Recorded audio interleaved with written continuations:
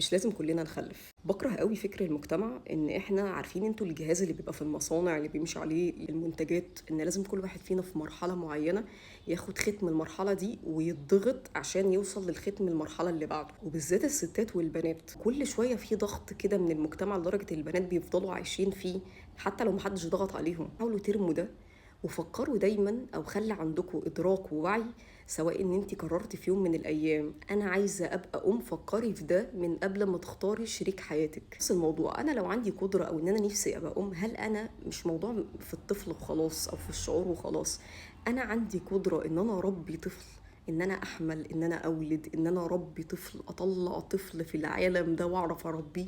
طب انا عندي قابليه لده وبحاول اشتغل على نفسي ان انا يبقى عندي قابليه لده. لما نخلف طفل المهم ان احنا نبقى ناس اسويه احنا الاول.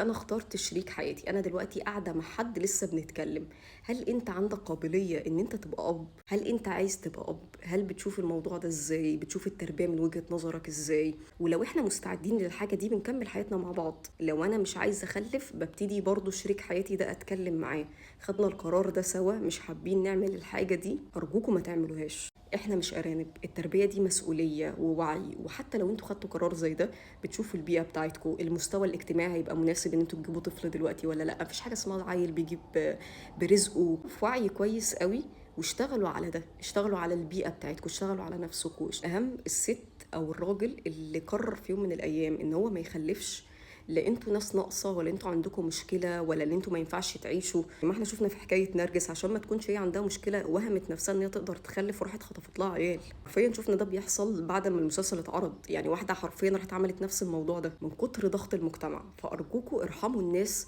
وما تتدخلوش في خصوصياتهم. والاهم من الناس دول تسيبوهم، هما كده كده الناس بتتكلم.